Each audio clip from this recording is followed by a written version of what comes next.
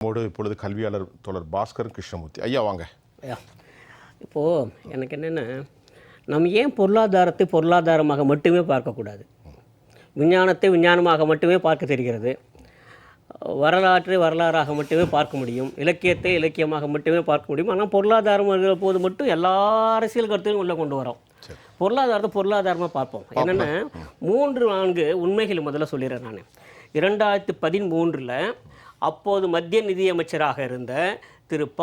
சிதம்பரம் அவர்கள் இதே மாதிரி ஒரு கோரிக்கையை வச்சுருக்காரு.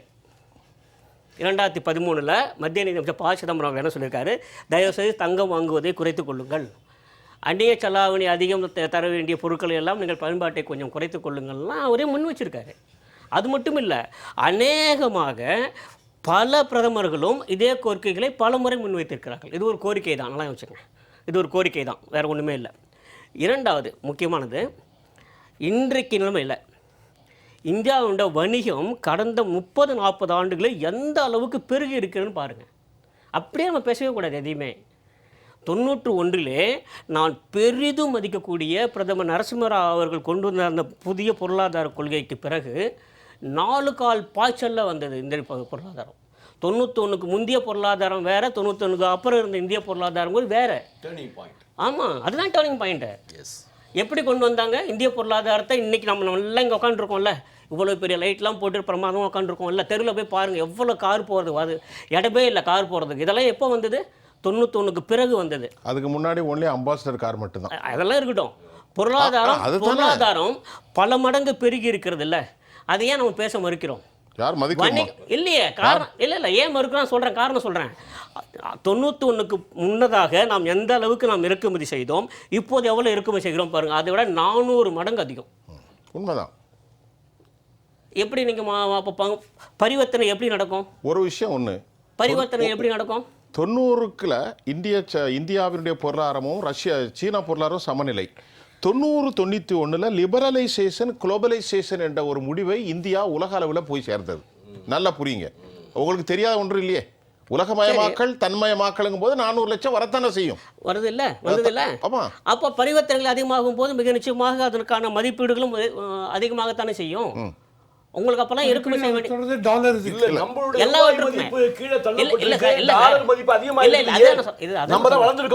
அதுதான் நான் சொல்ல வரேன். இப்போது கூட இந்தியா மட்டுமே இல்லை, உலக சந்தையிலேயே டாலருடைய தேவை அதிகமாக இருக்கிற போது ஒரே ஒரு மாநிலம் மட்டும் தன்னிச்சையாக தனித்து நின்று குறைப்பது என்பது இயலாத காரியம்.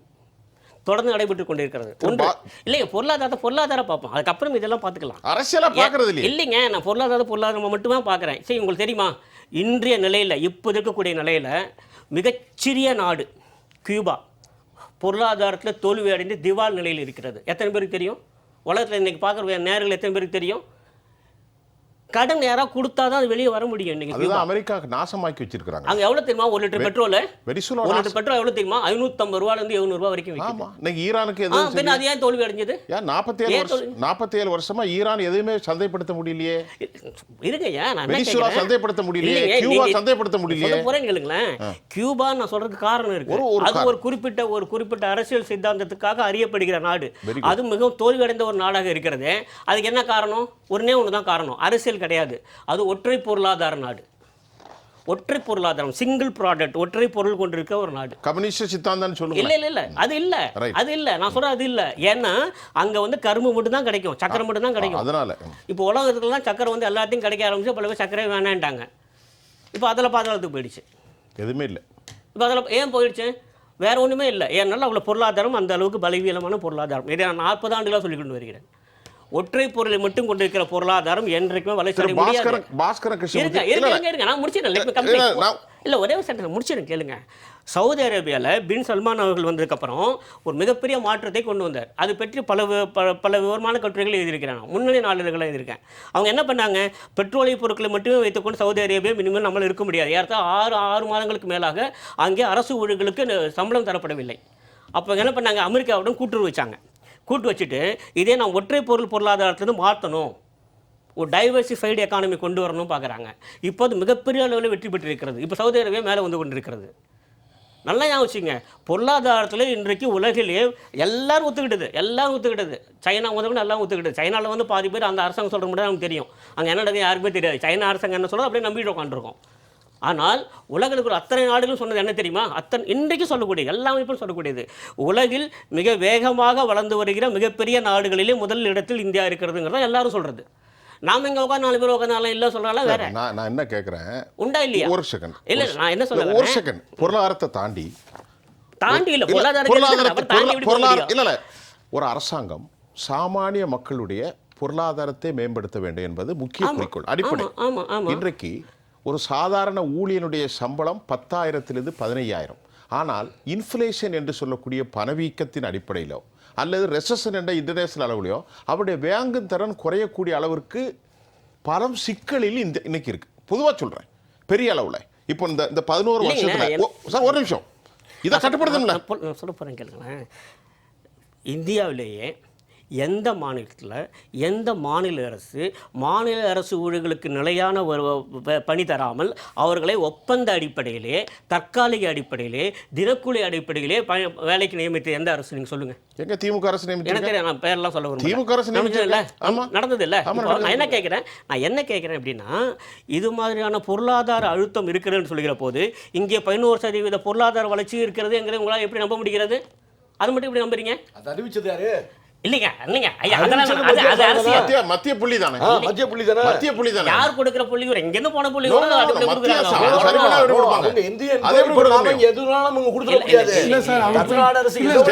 அறிவிக்க முடியாது.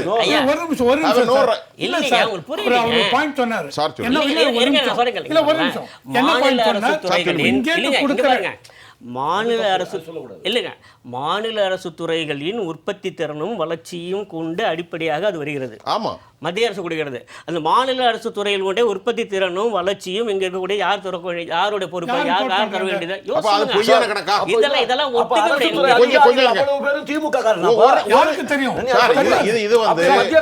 அதிகாரிகள் பூரா மத்திய அப்படி சொல்லவே கூடாது.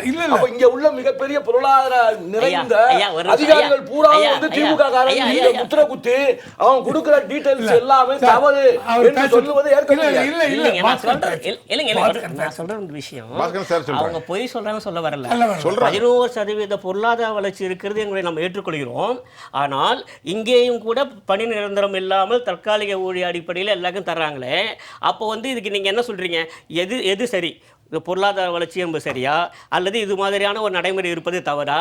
இதே ஒரு முடிவு வரணும்ல. வெற்றி அடைந்து விட்டது தமிழ்நாடுன்னு சொல்ல சார். இப்ப அது எவ்வளவு குறைபாடு இருக்கு, வேலையெல்லாம் திண்டாட்டம் இருக்கு, எல்லாம் இருக்கு. ஆனா மற்ற மாநிலங்களை ஒப்பிடும்போது தமிழ்நாடு வளர்ந்துருக்கு. இல்லைங்க, நான் சொல்ல வருது என்னன்னா, இதே அளவுகோலை ஏன் இந்திய பொருளாதாரத்துக்கு நீங்க முன்வைக்கவில்லை? இந்தியா ரொம்ப பின்தங்கி விட்டது நான் யாரும் சொல்லலையே. இருக்க வளர்ந்துகிட்டே வர்றோம்னு சொல்றோம்.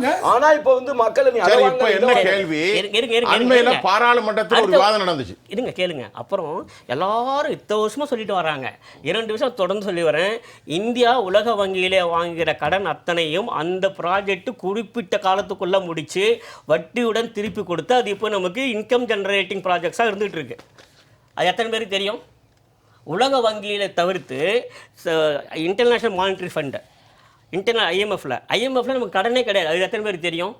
இன்டர்நேஷனல் மானிட்டரி ஃபண்ட் நம்முடைய பங்கு தான் இருக்கு. விளங்க மாட்டோம். IMFல நம்முடைய பங்கு இருக்கு சார். பங்கு இருக்கு. அவன் போடுற கண்டிஷனை நம்ம மானியம் கொடுக்க முடியுமா சார்? நான் சொல்றேன், யார் சார் கண்டிஷன்? சார் என்ன சார் நீங்க பேசுறீங்க? IMFல நம்ம பணம் இருக்குமா, அவன் எப்படி நம்ம கண்டிஷன் போட முடியும்? நம்ம கடனா வாங்குறோம், நம்முடைய பங்கு IMFல இருக்குங்கறேன் நான். பொதுவா சொல்றேன். அப்படி எப்படி சார் சொல்ல முடியும்? நீங்க we are one of the shareholders in IMF. பாகிஸ்தானுக்கு எவ்வளவு கண்டிஷன் சார்? நீங்களும் நானும் சேர்ந்து ஒரு வட்டி கொடுறோம் சார். என்ன அப்புறம் நீங்க வந்து எனக்கு உடனே வாங்கணும், நானே உங்களுக்கு ஏற்கனவே கொடுத்துருக்கேன். நீங்க வட்டி கொடுக்க நான் பணம் கொடுத்துருக்கேன். நீங்க எப்படி நிபந்தனை கொடுக்க முடியும்? IMF எப்படி சார் ஒரு நிபந்தனை கொடுக்க முடியும்? IMF நம்ம கடன் கொடுக்கல, நம்ம கடன் வாங்கல. ஒன்று. அடுத்தது பாஸ்கர் சார் எப்ப அதிகமா பேச மாட்டாரு, இன்னைக்கு நிறைய பேசுறாரு. ஏன்னா அவர் நிறைய விஷயம் இங்க பாருங்க, பொருளாதாரத்தினோட ஆழம் அறிந்து அது உண்மையான தன்மை தெரிந்து நம்ம பேசினா பரவாயில்லை சார். ஒண்ணுமே இல்லை சார். தங்கத்தை அடக வச்சோம் சொன்னாங்கல்ல, அது என்ன தெரியுமா? Collateral security. ஆமா, கொலாட்ரல் செக்யூரிட்டி. ஏன் காரணம்? என்ன காரணம்? கொலாட்ரல் செக்யூரிட்டி வச்சுன்னா உங்களுக்கு இன்ட்ரெஸ்ட் ரேட் குறையும். ஆமா இருக்கட்டும். ஆனா, அது நான் உங்களுக்கு கொள்ளையடிச்ச தவறு என்று சொல்லவில்லை. நிலை அப்படி இருந்தது. அன்றைய நிலை சார், பொருளாதார நான் நிலை பதிலே அப்படி சொல்ல- இருந்தது. இல்ல, நான் சொல்ற பாருங்க கேளுங்க சார். அது சார், ஏன் இப்ப நீ வாங்கணும்னா- 54 லட்சம் கோடி 200 லட்சம் கோடி கடனா வந்திருக்குன்னு உலகம் பூரா பேசிட்டு இருக்கு. இந்திய நாட்டு மக்கள் பேசி கொண்டிருக்காங்க. அதுக்கு சரியான பதில் நீங்க நான் நீங்க சொல்றேன். சொல்றீங்க. நீங்க கேட்க இந்த அரசியல் ஐயா ஐயா அப்ப பேச விடுங்க. ஆ. பொருளாதாரமா பேசுங்க. சும்மா ஏதோ உளறி விட்டுட்டு இல்ல, நான் இருக்காதீங்க. உளறல. இல்ல இல்ல சார், 200 நான் லட்சம் கோடி கடனா இல்லையா? நான் அதை கேட்க எனக்கு பதில் விளக்கம் சொல்லுங்க. கொடுங்க. இங்க பாருங்க வாங்கிய கடனே இல்லை என்று சொல்லவில்லை. அது என்னவாக மாறி இருக்கிறது, உற்பத்தி செலவாக மாறி இருக்கிறது. சரி, அதெல்லாம் இல்லாம சொன்னா எப்படி? உற்பத்தி எப்போ அண்ணா, வருது? விட்டுருங்க, நான் அதான், நீங்களே பேசுங்க. நீங்க உற்பத்தி நிறைய என்பது பேசுறதுல கொஞ்சம் இந்திய சரி. நாட்டில் நீங்களே பேசுங்க. இல்ல, இந்திய நாட்டில் தொடர்ந்து தான் இருக்கு. பாஸ்கர் சார். இன்னைக்கு உலகம் முழுக்க ஏற்றுக்கொண்டிருக்கக்கூடிய 3 விஷயங்கள் சொல்லிடுறேன். ஒன்று, இந்திய சந்தை. இந்திய சந்தை தான் உலகிலே மிக பிரமாதமான ஒரு சந்தையாக இப்போதும் பார்க்கப்படுகிறது. எப்படி பார்க்கப்படும்? மக்களுக்கு வாங்கும் சக்தி இருக்கிறதுனால தான் இந்த இந்திய சந்தைக்கு மரியாதை இருக்கிறது. மக்களுக்கு இந்த அளவுக்கு வாங்கும் சக்தி அதிகமாக இருக்கிறது என்று சொன்னால் பொருளாதாரம் உயர்ந்திருக்கிறது. It is as simple as that. அது மேலே நான் போக விரும்பலை. இரண்டாவது, நான் வாங்குகிற கடன் அத்தனையுமே உற்பத்தி சார்ந்த கடன்கள். எல்லாமே நல்லா வச்சுக்கோங்க. கேபிட்டல் இன்வெஸ்ட்மெண்ட் மட்டும்தான், மூலதன செலவுகளுக்கு மட்டும்தான் உலக வங்கி கடன் தரும். அத்தனை கடன்களும் வாங்கி அத்தனை ப்ராஜெக்ட்ஸையும் அந்த குறிப்பிட்ட நேரத்துக்கு முடித்து அத்தனைக்கும் வட்டியுடன் குறிப்பிட்ட காலத்துக்கு திருப்பி தந்து இப்போ இன்கம் ஜெனரேட்டிங் யூனிட்ஸாக இருக்குது. இன்றைக்கு இந்திய பொருளாதாரம் பெருளவு வளர்ந்துருக்குதுன்னு சொன்னால் இது மூலம் கிடைத்த இன்கம்ஸ் எல்லாமே தான். சரிங்களா? அதனால் அது ஏதோ கடன் வாங்கிட்டு அப்படியே கடலில் கரைச்சி தூக்கி போடல. ரெவன்யூ எக்ஸ்பெண்டிச்சர் கிடையாது, எல்லாமே கேபிட்டல் எக்ஸ்பெண்டிச்சர். அதுக்கு மட்டும்தான் வேர்ல்டு பேங்கில் பணம் கொடுப்பாங்க, எந்த அரசு வாங்கினாலுமே. அது 2. அப்புறம் 3வது, மீண்டும் சொல்கிறேன், இப்போது பிரதமர் சொல்லிக்கக்கூடிய இந்த அறிவுரைகள் என்பது எதுவும் புதிதாக இல்லை. பல தலைவர்கள், பல அமைச்சர்கள் ஏற்கனவே பல முறை காங்கிரஸ் அமைச்சர்களும் நடந்திருக்கிறது, ஜனதா அமைச்சர்களும் நடந்திருக்கிறது. இது பொதுவாக சொல்லக்கூடிய அறிவுரைகள், நல்ல அறிவுரைகள் தானே. நீங்கள் ஏன் அதில் போய் செலவு பண்ணுறீங்க, இதனால் அந்நிய செலவு அதிகமாகிறது அப்படிங்கிறதா சொல்ல வருது. இன்றைக்கு நான் பொது போக்குவரத்து தான் பயன்படுத்திட்டு இருக்கேன். 65 ஆண்டுகள் அதான் பண்ணிகிட்டு இருக்கேன். இதெல்லாம் யாராவது சொல்லி கூட யாரும் ஏற்றுக்க முடியாது அப்படின்னு சொன்னால் நம்ம ஒன்றுமே பண்ண முடியாது.